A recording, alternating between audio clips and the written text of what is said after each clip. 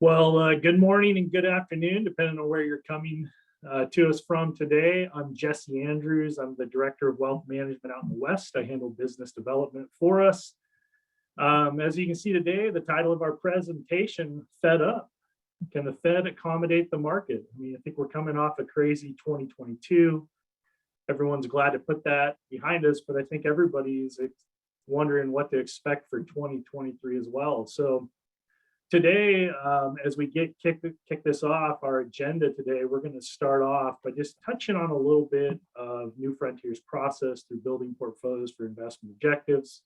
Then we're going to talk a little bit about changes we made in 2022 to the portfolios, how that impacted performance. Joy's going to touch on our performance for 2022, how we did relative to our benchmarks, and then what to expect for 2023. We'll kick it off back over to Robert, and he's going to take us through some slides on 2022 and things to expect for 2023. And then we receive a lot of questions in advance. We'll touch on those. Just a housekeeping item, there is the Q&A function at the bottom of the screen, as well as the chat function. We'd love to hear from you on anything you want to know. Please add questions in Q&A. We don't get to them, we will be reaching out to you. And then finally, at the end, we are going to have a review. Today, I'm joined by Robert, our Chief Investment Officer, as well as our Senior Research Analyst, Joy Zhang. And again, I'm Jesse Andrews, and we're going to be taking you through today.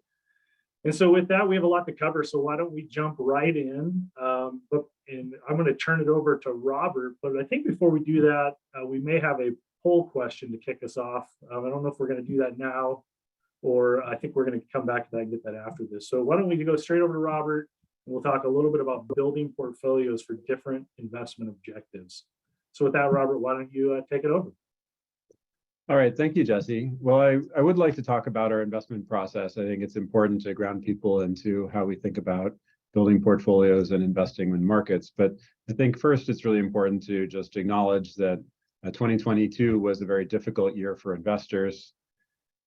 We learned some very costly lessons, the whole global economy, the whole investing economy did, about how much we should and can trust the Fed and market predictions when there's a lot of uncertainty in the future. And so, although we have done some things right, and we've made some serious efforts, and we've continued to build the portfolios and adapt to them, we do want to be careful about what we do know and what we think we know about the future. And so fortunately, the last quarter was much better. Joy is going to talk to you about that. But now let me dive into how we have been building portfolios for different investors. So the thing that I think all of you know about us is that we're a company that's really focused on the idea of doing portfolio construction, portfolio optimization really well, and trying to really solve the problems of how to have a scientific, evidence-based process for building a portfolio, diversifying risk, trying to maximize return as effectively as possible for different investment objectives, given that we have an uncertain future and don't know what that entails. So we have come up with, my father and I, the founding idea for the firm is this idea of Michaud optimization, of thinking about thousands of uncertain futures and investing as best as possible in a well-diversified portfolio that's going to maximize your chances of meeting your investment objectives across all of those different scenarios. And you can think about these scenarios, for instance, like right now, what's going to happen in the future with the Fed? Will they overshoot or not? Right? These are just a few examples that you can try to ascribe a story to that account for thousands of these different simulations that we statistically estimate. So this is an institutional strategic framework. This is building portfolios for investment objectives. First, understanding really why you're investing, and then think about how to build a portfolio that really is best for that. And so I like to give you a couple of different examples to illustrate how that might work. So it's important to think that if you're really trying to do a sophisticated solution to think about how the world is and how to build a portfolio for an investment objective, then it has to be a different portfolio for every investor, for every objective.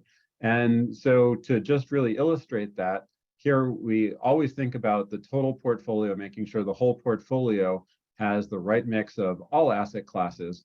But I really wanted to illustrate just stock and look at the bonds in the portfolios for two different portfolios, the conservative 2080 portfolio on the left, the aggressive 75-25 portfolio on the right, and just show you visually how different these portfolios are. So these pie charts look quite different.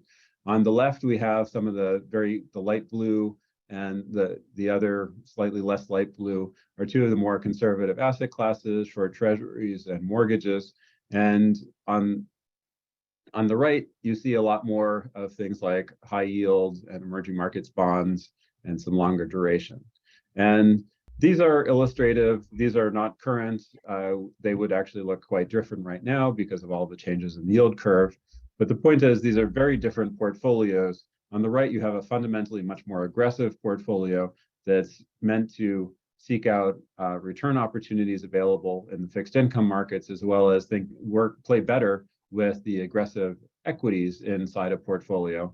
And on the left, you have a highly defensive fixed income allocation that also matches with the defensive equities in a conservative portfolio, because you don't just want a lot of bonds if you're conservative. You want to be preserving wealth and have your whole portfolio designed for that. You don't just want a lot of stocks for an aggressive investor. You want to be aggressively going after return opportunities and have your whole portfolio designed for that. So to drive this home a little bit more, I want to give another example for now the same risk level, but with tax-sensitive portfolios or a standard portfolio for a qualified account. So on the left, you see a lot of the dark green corporate assets, the blue treasury bonds, and actually a lot of, in this case, red tips. On the right, you see very few of those things. You still see a little bit of the taxable bonds, but now you see a lot of the yellow municipal bonds, and you see the tips have actually gone away. And the reason for that is that in this example, tips had a very high yields, and so they're incredibly tax insensitive. Now it might look even more different as yields have gone higher and the sensitivity to taxes from the higher yields of taxable bonds is higher. But again, this is not showing right now. This is for illustrative purposes. But these are very different portfolios. And I think sometimes people have a question, and I wanted to highlight this, and we think it's a feature, that we actually do have sometimes some taxable bonds in our tax-sensitive portfolios. And why is that? That's because the right answer for optimization isn't just to try to pick your favorite asset class and leave it at that.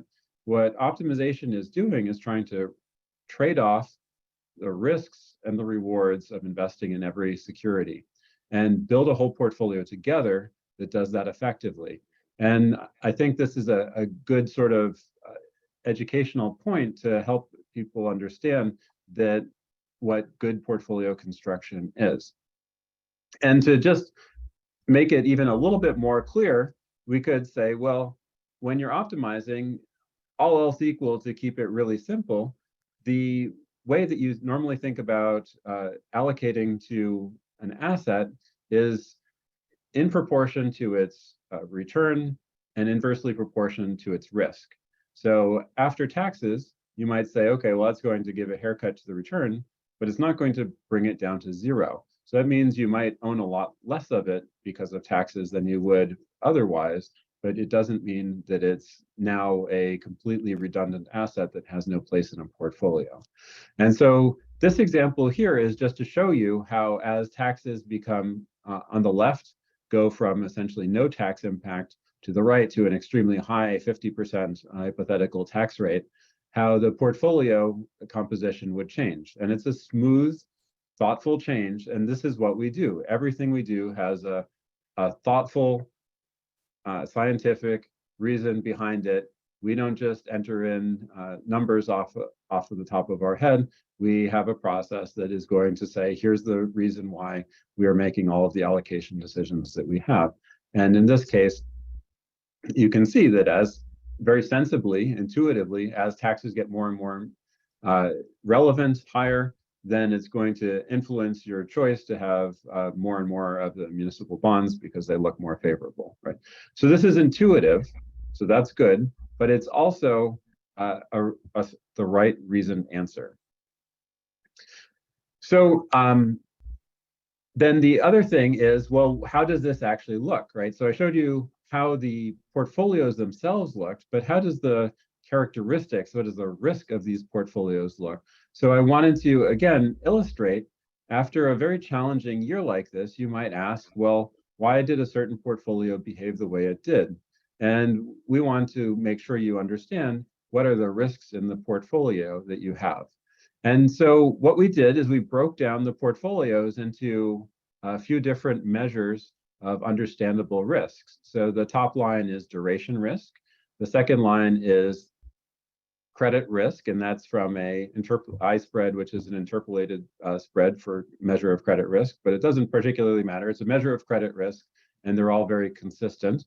And then the last one is sort of the most intuitive, which is, well, what's just the standard deviation of the portfolio? So if you took the pie charts that I showed you a couple of slides ago, what was the standard deviation of a portfolio that's represented by that pie?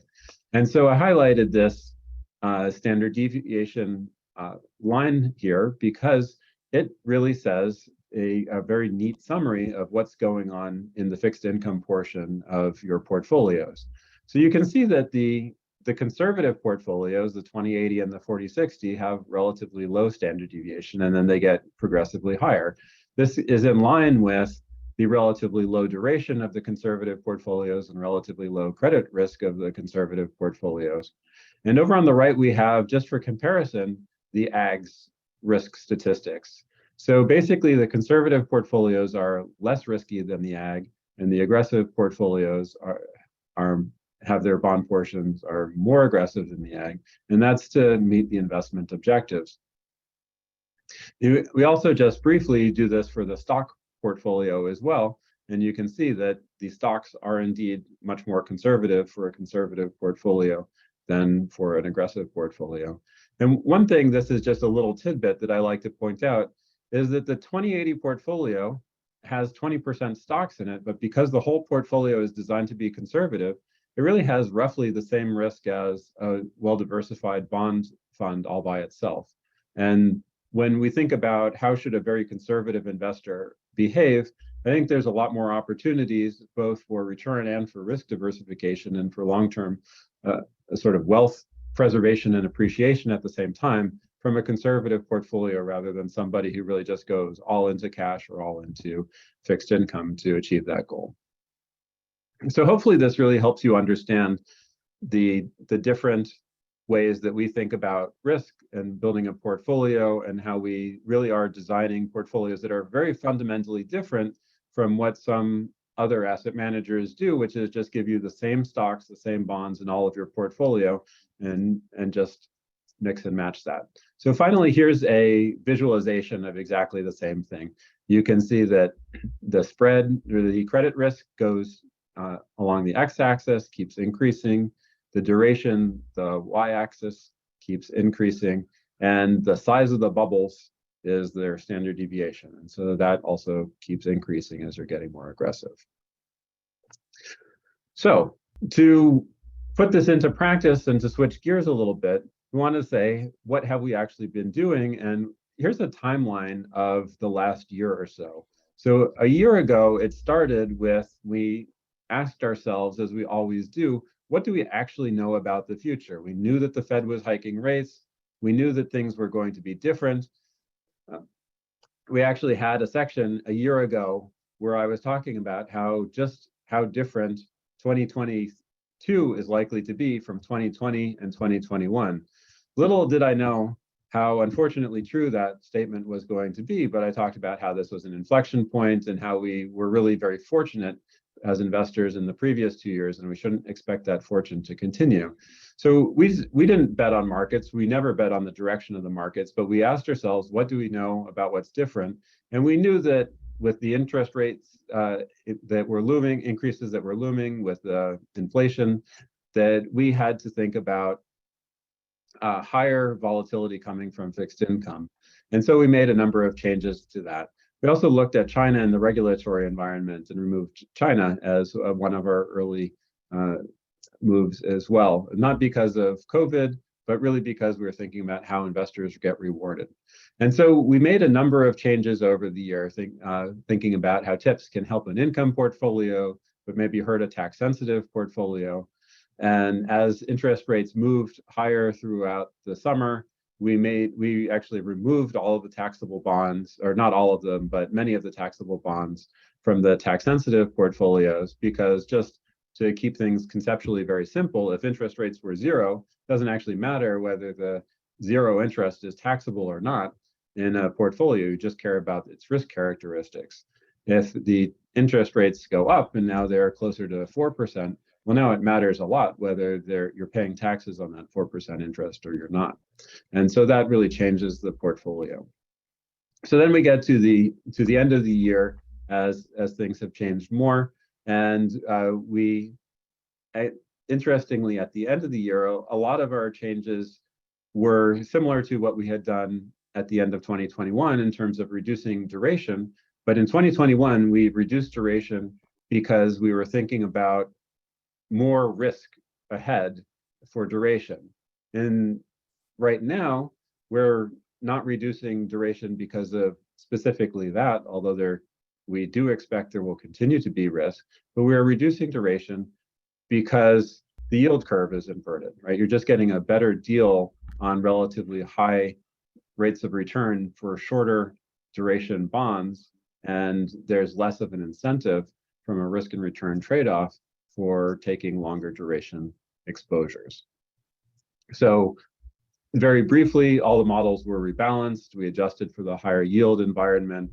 There were some notable changes in terms of the tax to improve the tax sensitive and also the multi-asset income portfolio. When we re-optimize these things, we re-optimize to make them better for the situation right now. And multi-asset income portfolios provided a great opportunity to think about changing some of the ETFs in there for the current yield environment. And so now they have a much healthier, but we think still highly sustainable 5% or so yield in the portfolios. We're also able to switch some of the treasury ETFs, take advantage, so to speak, of the tax situation and be able to make a swap of one ETF for another that had broader coverage, excellent liquidity, and also a lower expense ratio. It doesn't hurt either.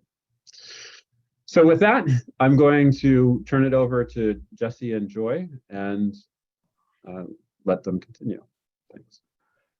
Thanks, Robert. Thanks for taking us through that. A lot went on in 2022. And yes, I did review your notes. And let's see, your comment from January 2022 was 20 and 21 were exceptional. 2022 will be very different. So how different it was, and we probably couldn't even thought it was going to be this different. So I think we have a poll question that we were going to pop up before we go into the Q4 review.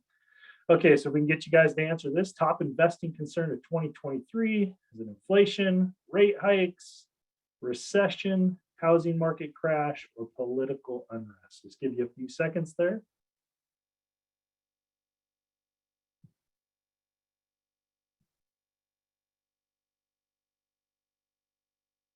And what do we have for an answer today? Looks like everybody thinks we're entering a recession, almost half of you, followed by inflation. So, all right, well, that's what everybody's worried about. So Robert can start to think of his thoughts when it comes up. And before we do that, I think we all know what performance generally look like, but I'm going to turn it over to Joy so she can take us through all the model portfolios and the performance for Q4 in 2022. Joy? Great. Thank you, Jesse, and thanks, Robert. And thank you again, everyone, for taking your time to join us today. I'm Joy Jin, Senior Research Analyst at New Frontier. So before we talk more about your investing concerns like recession and what to expect for the year ahead, in this section, I wanted to take a step back and talk a little more about the year of 2022. What are some unusual themes? And within those, what are lessons we can take for the year ahead? So in hindsight, I don't think it's surprising to any of us that 2022 is a year when there's nowhere to hide. I wanted to make this point clear. So I grabbed as many indices as possible, covering headline indices, regions, sectors, fixed income, and major currencies, and put it here for you. What we can see here is that across almost all major asset classes, only several commodities and energy down here, and US dollar and US high dividends ended 2022 with positive returns in blue bar. And all the rest of them lost money, and some of them are in deep decline. Bitcoin lost 67%. Communication, NASDAQ lost more than 30%, and even fixed income, global ag, US ag lost nearly 15%. So what that means is that we had a historic decline in global total investment wealth. The pain is felt universally. And if we look at stocks and bonds through the lens of a much longer time period, in almost about 100-year perspective. So here, each point represents stock and bond annual return for a given year from 1926. So 2022 is unusual in that for the first time, both US large cap stocks and long-term bonds had their significant losses of more than 15% in the same calendar year. So I also highlighted 4 kind of representative recession years for you here. And you can see for those bad years, bonds either remained in positive, like in 2008, or just slightly negative, like in 1931, doing what bonds are expected to do, which is providing recession risk hedging and downside protection to the portfolios. 2022 is definitely not the case. And that really challenged the conventional wisdom of how to build a multi-asset portfolio like 60/40. So given how historic 2022 is, it is highly unlikely to experience the same level of volatility and the same level of losses again in 2023. So with that backdrop in mind, let's take a look at asset class performance. 2022 ended with a positive quarter for fixed income, a major reversal from the first 3 quarters. As you can see from the color, we had a better than expected inflation report coming out of November and a more hawkish than expected Fed in December meeting, signaling that they are unlikely to cut interest rates in the near future, but will slow the pace of future rate hikes. So with the kind of mixture of sentiments, 10-year nominal yields barely changed from the previous quarter, but was 225 bps higher than the start of year. As a result, duration risk was largely muted for the quarter, but long duration bonds remain as the biggest detractors for 2022. As rate hikes expectation changed, US dollar kind of retreated from its high at the end of September, fell over the quarter, but remained up 7% or about 8% for the year. So international treasuries, including developed and emerging markets, performed the best in Q4, helped by the falling dollar. And but over the year, they were still down more than 18%. High yield, on the other side, has been relatively resilient, less risky than generally expected. IG corporate, however, turned out to be riskier than high yield in a down year. Long corporate, as you can see, went down 25%. It's actually more than S&P 500. So this is a great reminder that the risk of an asset class is not static. 2022 overall is probably the worst year ever for fixed income. But with what has been priced in already, fixed income going forward has become a more attractive risk-reward opportunity. Intermediate and long-term treasuries now offer positive real yields. As of yesterday, 10-year real yield is about 1.31%. And at the same time, having treasuries in a diversified portfolio will likely to offset credit and equity risk and offer this risk hedging properties going into 2023, especially if a recessionary scenario materializes, which is one of your top concerns. But risk for fixed income will likely remain higher than the historical level. And on the equity side, again, trends reversed in Q4 in green. International equities had a major rebound in Q4, and especially European equities, up more than 20%, limiting its annual losses to about 15%. And similarly, we can see from Asia Pacific as well.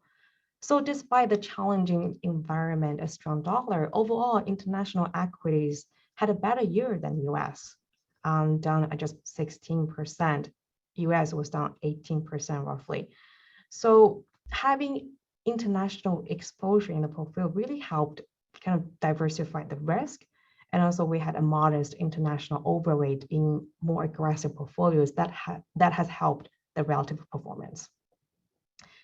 And to value growth, value stocks continue to outpace growth stocks in Q4 and led by about 30% for the year, which is the biggest performance gap we have ever seen on record. Large cap stocks, on the other hand, is the worst performing equity for the quarter and also for the year. The value tilts we had across most of our portfolios helped the relative performance. I want to highlight US high dividends, as we've seen earlier. They held up really well in this quarter and this year, and actually they are the only equity that remained positive in 2022, and that really helped the dividend-focused multi-asset income portfolios. US Minvo deserve another attention as a low risk equity, especially for conservative portfolios. They did their job in a down market. In the end, alternative assets, gold, performed as people would expect in a volatile market, adding stability to the portfolio by down nearly just 1%. Rates, however, dragged down performance, including US and international rates, down more than 22% throughout this year because of rising rates. I think the US 30-year mortgage rate is about 6% as of now. So that housing market remained under challenge. So that's it for asset class performance. And let's take a look at our global portfolio performance. And here I'm showing net of fee performance of different time periods for global core, tax sensitive, and multi-asset income portfolios. And you can access our performance data through the performance sheets shared. That will be shared in the chat box and also through our website. As we all know, 2020 is a challenging year, but at least we got some good news from Q4. Our portfolios delivered positive returns last quarter, outperforming broad global markets, and all total return portfolios beat their benchmarks.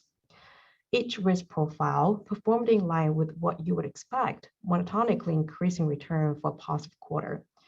But I do want to point out one exception for 1 year performance, which is the riskier multi-asset income profile actually outperformed the conservative one in a down year on a 1 year basis because US high dividends outperform bonds in this environment, which is very unusual.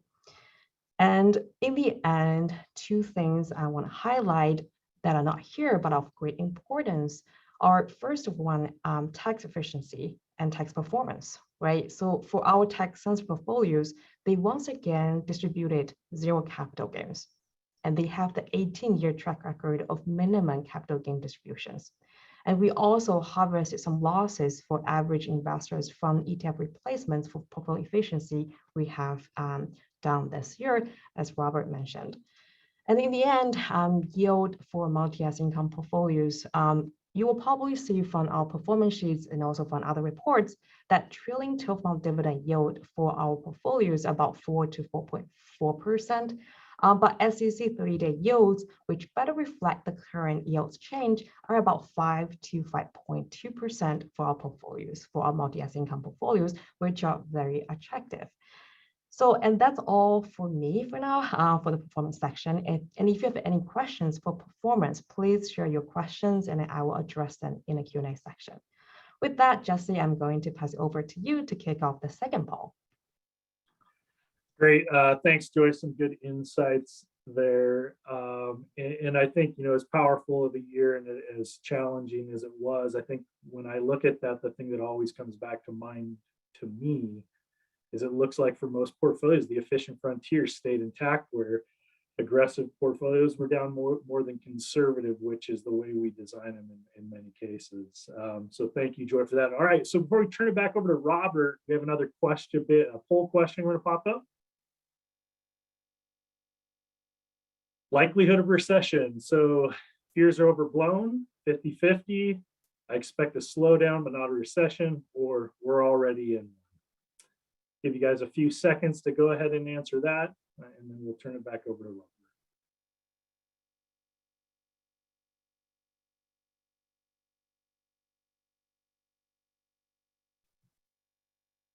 And it looks like we're already in a recession, according to the advisors on this call. So, Robert, why don't I kick it over to you? You can give us a little bit of more color around 2022 and what we should think about for 2023. Well, that was an interesting answer because things don't always feel as good as the data says they should feel. Today, we got some more encouraging news, and there has been a series of encouraging news coming on. But that's because we were at such a low level that a little bit of positive news can really change the perceptions of what's going forward. So what's driving markets now, and also just a little bit about what was happened in the past, is 2022 was all about inflation, the Fed, and are we in a recession already? Are we going to be in a recession? And very importantly, is the Fed going to deliberately push us into a recession going forward? And so I do want to share my thinking about why things may be a little different, what we actually kind of know, and how we're thinking about the future and reasoning through some of these challenges. And I do also want to say that I'll be going a little bit quick through these slides to have more times for questions, and we're happy to share the slides. So whether or won't there be a recession is definitely one of the things on everybody's mind. But some of the optimism is that certain things are changing in terms of Europe has somewhat adapted to the situation it's in, the very unfortunate situation. And we've seen energy prices stabilize. People have seen gas prices get much lower. And the pandemic is hopefully continuing to slowly, painfully drift away. And China has been opening up, and that could mean for a much better resumption of some of these supply chain issues that we keep hearing so much about. So let me get into a little bit of the details. So last year was all about inflation and the Fed and what the Fed is going to, because if inflation is a little bit in the wrong direction, that means the Fed's going to raise rates even more, and that means things are going to be even more painful and more likely to have a recession. So all of the worst days last year and a couple of the best were because of surprises or changes in expectations about either what the Fed said or what CPI did. Today, CPI came out, and there was a ton of volatility before the markets even opened as they were trying to figure out what this means. And that was a number that was exactly what everybody was expecting before the day started. So the good news, so to speak, is that 2022 won't happen again. It almost can't happen again statistically. And I'll go through some of these reasons why in terms of, but unfortunately, some of them have to do with there were historic losses in the past. And so I'm not predicting that 2023 will be a fantastic year. Hopefully it'll be more of an average year. That's what we might predict, but it's very, very unlikely to be as bad as last year. So one quick statistic is how many bad days were there? So this is simply just measuring the number of up and down days from the S&P throughout the year. And we found that this has been one of the worst years ever, right? So normally not much happens and the market goes up a little bit is the default. And so you expect there to be more up days than down days. But what we saw last year is that there were more down days than even in 2008. And what this tells me is that there is just a long series of things that are a little bit worse, a little bit worse, a little surprisingly bad than we thought they were. And that contributed to the overall very poor investment performance. Clearly, the 2022 as a whole was a huge surprise to markets and as well as the Fed. But this huge surprise was made up of almost 150 little surprises that happened throughout the year. So who are we supposed to be listening to, the Fed or the markets, when we get information and are thinking about going forward? There's certainly, you don't want to bet against the Fed, and the Fed, if it really wants to, has the power to set rates and affect many investors' lives. But the Fed is trying to be as reasonable an actor as it can. You can argue whether they're basing it off of flawed economic theories, but they're trying to react to economic data in a reasonable way. That's their MO. And so the market is looking at the data and it's looking at what the Fed says, and it's trying to interpret what they think they're actually likely to do. And so the yield curve is the market's expectations of all of this. And so it really should be more informative than what the Fed has. And I just wanted to show you a couple of these expectations over here. And on the left, you have the standard yield curve. And this is the red line on the bottom was last year's yield curve. And you see how terribly wrong it was. The green line on the top is the current or end of this year's, last year's yield curve, so almost current. And the yellow is from a quarter before. And what's interesting is that very little changed long-term over the last quarter. All that happened really is that things kind of evolved a little bit as expected. Things were maybe slightly better, but the Fed pretty much did what people thought they were going to do. And so it didn't change the end of the curve, it just changed the beginning of the curve. So just to make sense of what's on the right, this is the Fed dot plot. Every board of governors and every governor on the board, one of the 12 boards or other FOMC members gets to put a little dot. I imagine that in years past, they really had a sticker that they put up on a board to say where they think rates are going. And so these are their votes for where they think rates are going. So a year ago, this is very important and what everybody thinks. Everybody in the Fed said that 1% tops interest rates by the end of 2022. And so that was obviously very wrong.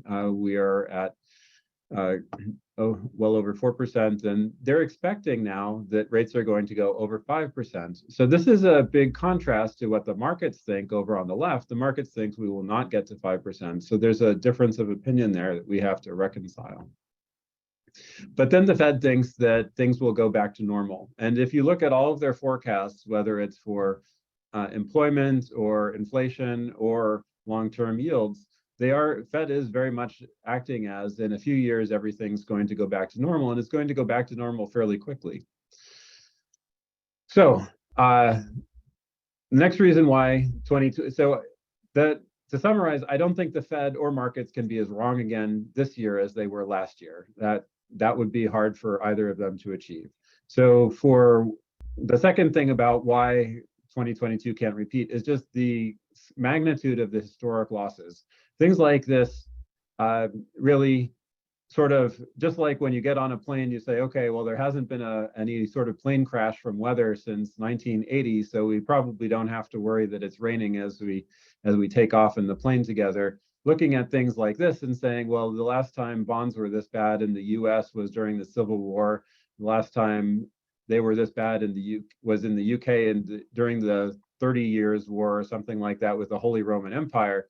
So this is an example of how unusual this is.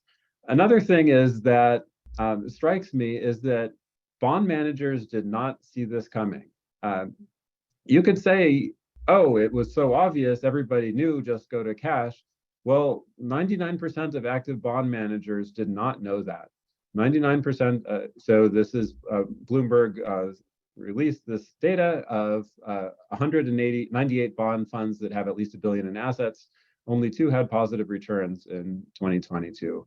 And so To me, this is, again, a magnitude of a surprise. Now, active managers frequently underperform, and in fact, they typically do, but not to this level of magnitude. So, and then also Joy showed you really when she showed the plot of stocks and bonds at the same time, and the world is pretty close to 60% stocks, 40% bonds, or half and half, if you will, or you want to throw real estate in there because it's underrepresented. But if you think of the loss of global wealth that happened in 2022, again, it was pretty close to the worst ever. And one last statistic is stocks and bonds have never lost more than 10%, again, since this basically Civil War era bond market, when we had half the country trying to succeed and print its own money, which is obviously going to be bad for bonds. So let's look ahead. So what do we think we know about 2023? I think that bond volatility clearly will not be as bad as 2022, but there still is a lot of resolution of what's the Fed going to do? How is this recession going to come? Will the Fed have to pivot or not? So there will be a lot of bond volatility that will coincide with some stock volatility, and there continues to be geopolitical risk. So it's not the time where I think people should leverage everything and get completely back in the market, but this is very much on line of what's your long-term risk tolerance, and you should be able to just about handle it this year, I think. And then there's a lot of positives. You've probably heard that when you're starting at a higher yield, this is better for investors going forward. Inflation coming down, has been coming down, continues even today to come down. Commodity equilibrium is something that I love economics and think as an economist, and always are thinking about, well, what is this new equilibrium that we're settling into? Sometimes call this like the new normal or some similar thing. And how is the world settling down to adapt to its situation? And China, COVID, and Europe really play into this as well. So first, this poll was very interesting because a lot of people are worried about the economy right now. Economists are absolutely not. They say clearly we are not in a recession right now. In fact, everything has gotten better for the last couple of quarters. And we weren't even in a recession at the worst part of 2022. So we're not in a recession right now, according to the NBER and economists who track these things. That doesn't mean that we won't get into a recession later. And so the Fed is basically saying it's 50-50. The Fed is saying their whole plan is to push the economy to the brink of a recession, to the very edge, and then stop making things worse, letting inflation go away, letting the job market equilibrate, and then things will start to go back to normal. And that's their goal. So of course, when you're going right to the line, you might fall a little bit on one side or the other. So that's where they're getting 50-50. All the professional forecasters are, I think it's amusing that there's at least one that says 0 and one that says 100%. But there is a difference of opinion, and I think there's 50-50 isn't too bad an odds, but the consensus is a little bit worse than that. So when I think of it, I can think a little bit of, well, what are the ways that we could get close to a recession, the way that things could play out? And when we're optimizing, we're thinking of thousands of these things, but to sort of put a narrative on a few of them, I thought could be helpful for people. So first of all is a Fed scenario. So they're going to keep going, bring rates up to 5.25 or something like that. Keep them there nice and flat as the economy slows down into a recession, but doesn't quite get there. And then they start to lower rates really in next year in 2024 as necessary. And so that would be fine for bonds. It wouldn't really hurt them too much, maybe a tiny bit. But it would be quite good for stocks to have this nothing worse economically is happening than what's already being expected. On the other hand, what a lot of people are saying is that the Fed doesn't know what it's doing. It's using old models, and it's already, at first it was too slow to react, and now it's done too much and hurt the economy too much. And if you're thinking about lags, then the Fed is already overshot. And so they're going to go ahead naively with their plan. And then this is when the market is going to predict a pivot. If there's a pivot, it's because they overshoot, or at least a little bit, and they realize that they have to start going in the opposite direction. It's like oversteering a car or something. It is not good. So that would be higher unemployment, and that would be a recession. If there's persistent inflation, that's also really not good. That means the Fed's doing everything it can, and it's not enough. And so it continues raising rates more and more and more, and you could push the economy into a recession. So, and then the best is that we've already done enough the things, and there are certain economists who do believe that this is the case, that all of the data keeps coming in better and better in terms of things are slowing down on their own, so the Fed doesn't have to do any more. And this would exceed expectations for both stocks and for bonds, and so this would be the ideal. Now, sorry if I'm not a great storyteller. I like to think more about the values of things, but these are some examples of ways that you can think and hopefully talk to your clients. Now, when a recession is anticipated, the investing, even if the recession happens, can be quite positive to investors. And we've done some research and shared this with you. So the next reason why next year has to be better in some sense is just the math of yield and duration. So I just wanted to show the quick math, no opinions here. This is just saying that if, why does it feel like maybe bonds are a little less risky when yields are higher? It's because they are. And the reason why they are is because in some sense, you're getting your money back sooner. You have higher coupons coming in. So if you think of this sort of long balance beam of a 30-year bond where you get coupon, coupon, coupon, coupon, and then you finally get your principal back at the end, where does that balance off?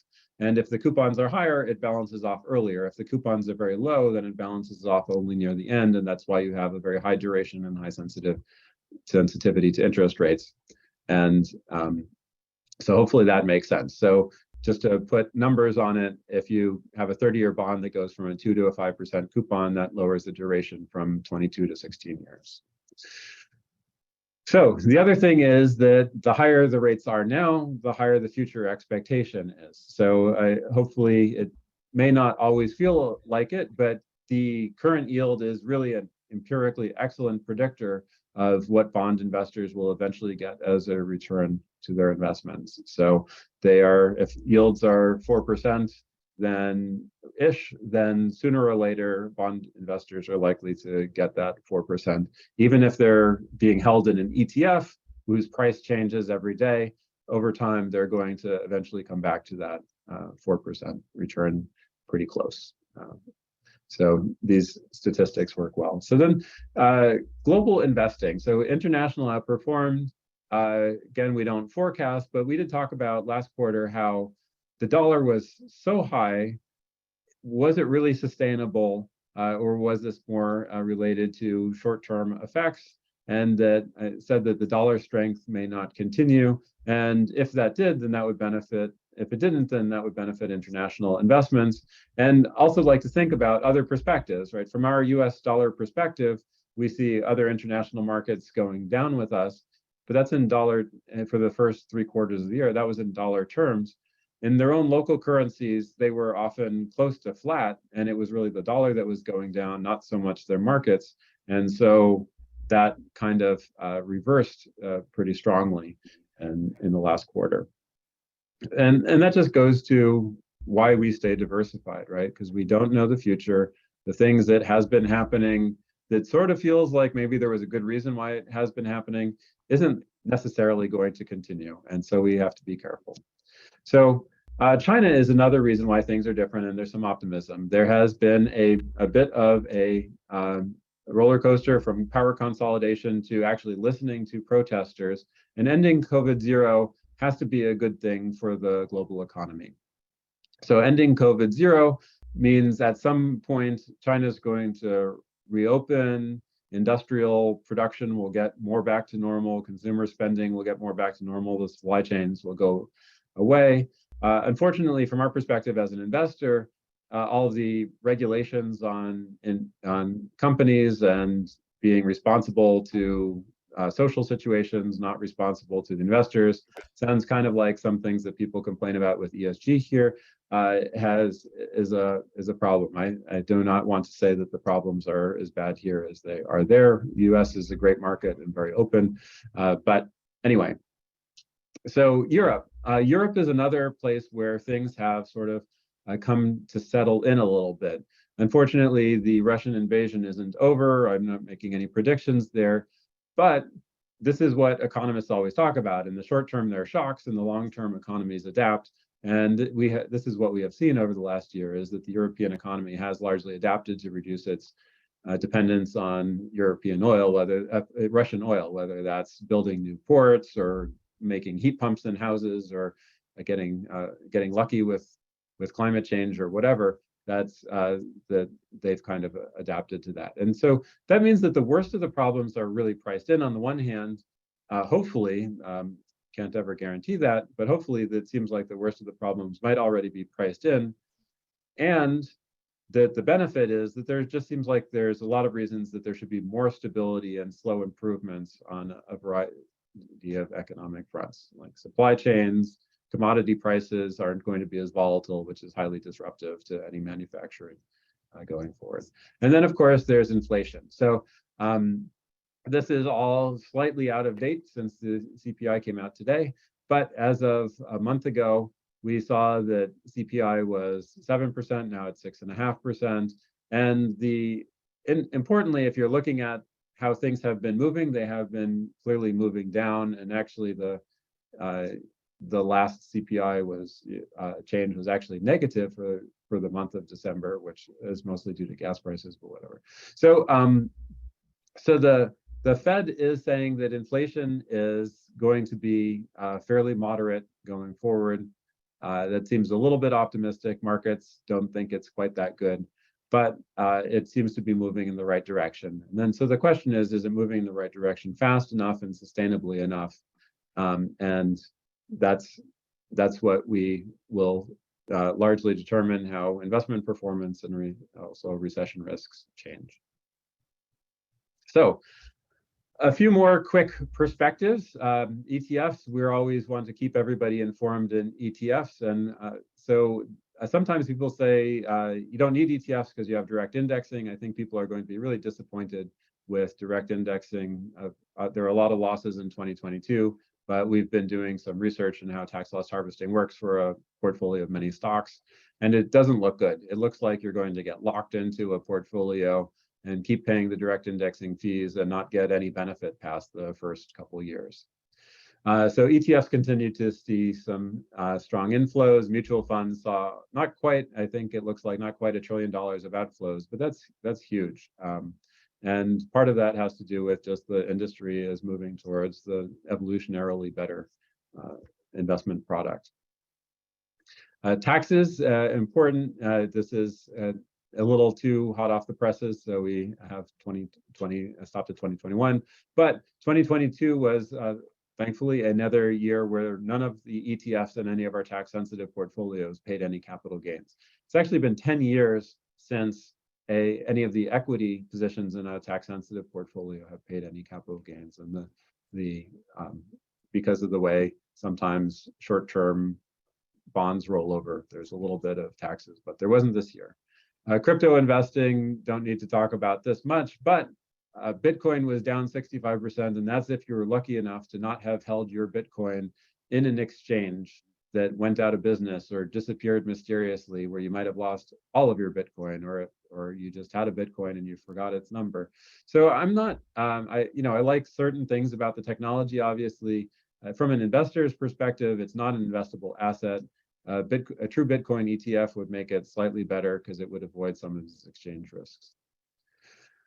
Now, some things to think about going forward. So just mentioned direct indexing is likely to disappoint, but bond risk has not gone away. So it's not going to be as bad as last year, but it has definitely not gone away. There are disagreements between the Fed and markets, and maybe overly rosy expectations on the Fed's part. of how things will happen. And so that's definitely going to cause some volatility. Bonds, though, the good news is they actually are appropriate for a lot of investors. These higher yields, and very importantly, they have a positive real yield over intermediate and longer term, which means that bond investors are actually expecting to get rewarded for owning bonds. And so that's key to investing over time. And then I think diversification is also incredibly important. The dollar is still really strong. The US market is a very large portion of the global market. There's interesting things going on in terms of maybe a risk premium in Europe because their assets are depressed. Maybe things will get better. Certainly, there still is a lot of risk there. Japan actually likes inflation, so maybe they'll behave a little differently. India is a relatively independent emerging economy, so they also may have some positive benefits for investors there as well. And China opening up can't hurt. So I wanted to end though on a special note. So this is my dad's book, was just hit bookshelves and Amazon and just last Monday. This is a labor of love and passion and determination, and I admire the heck out of him for how he can spend so many late nights not seeing his grandchildren, but really focusing on the book. Hint, their dad. But anyway, it is a very interesting and thoughtful look at sort of the philosophy and the social science and deep ideas behind how much do we really know about economic theory and can count on it going forward. So I hope that we'll all see more of this going forward, and I'm very proud of him and his book. So with that, I think we are going to move to Q&A and hopefully.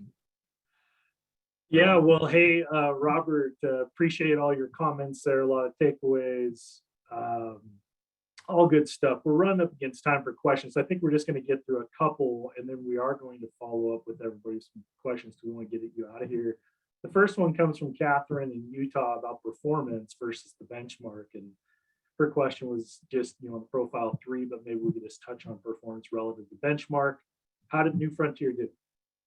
Yeah, sure. So for performance, I think it's important to recognize that, in 2022, every single bond underperformed cash. So basically every risk you took for fixed income underperformed 3-month T-bill. So what that means is if we look at our portfolios, 60/40, for example, compared to blended equity and T-bill benchmark, 60/40 underperformed in 2022, even though they outperformed in Q4. But kind of coming from a different perspective, if you compare our portfolio performance to broad global markets, equity and global ag, our portfolios outperformed in Q4 and in 2022. And there's actually a bigger outperformance in 2080, 40/60, for example. Thank you, Julie. Yeah, challenging year all across the board. Second question, Robert, I think you may have addressed this. How high do you expect, or does New Frontier expect the Fed to hike rates?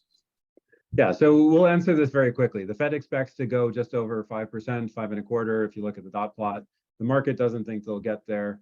Good news on inflation front means it's a little more likely that the market's right. And then I think this one has already been addressed by Eric. What's our fixed income outlook? I think Robert almost guaranteed that it couldn't be as bad as 2022. So I think we're pretty optimistic there. I think statistics guarantees that. Yeah. And then areas of the market that you would look at there and say, wow, this looks like an interesting opportunity for 2023. Okay, well, it's. I think at the end I did talk a little bit about there are international opportunities that make some sense in terms of different markets that have been depressed and may turn around as things change. So China is not my favorite because of the regulatory environment, but otherwise it's interesting. India, Europe, Japan, a lot of interesting countries around the world. And then David asked a question about tips during the webinar. And I think a lot of people are thinking this about tips. Hey, why didn't they hold up? There was inflation. Why didn't tips hold up better? That's really interesting, and I thought the same thing at first too. But then you have to think TIPS have an inflation hedge built in, of course, but they are also underneath it a roughly a treasury bill. They are a government bond with duration. And then if you think about why did the Fed change, why did interest rates change? Well, that's because they were reacting to inflation. So if inflation gets worse, then TIPS do okay with that part, but then the Fed reacts to it, which makes the duration underperform for the TIPS. And so a very, very rough rule of thumb was in a situation like this, a TIP is going to be like a 50% hedge. It's going to do half as badly as a non-inflation linked bond, but it's not going to save you. So it only did half as bad. Okay, I like that answer. Okay, and then last question. This came from Matt. Again, Joy, Robert. Does New Frontier, what do they do to hedge portfolio risk, or what do we do if anything at all? Global diversification, that's my answer. Yeah. Diversification, and then the one last question I think people have about fixed income, and it seems like central banks were the big cause of 2022 bonds getting smacked so hard. The question is, let's say we are in or have a recession in 2023, how might that affect bonds differently, say, when the central bank raises rates? Well, the markets are thinking a recession could be just fine for bonds because that would be a Fed pivot and interest rates coming back down. But a lot of this is already priced in, right? When you see the yield curve go down, that's the market's expectation that interest rates are going to start coming down over time. Great. Well, hey, we're over the hour. We want to thank everybody for their time. If you could complete the survey at the end, we appreciate it. We appreciate your partnership, value your business, and we look forward to a much better year for 2023 for everybody. A happy new year, and look forward to meeting with all of you here shortly.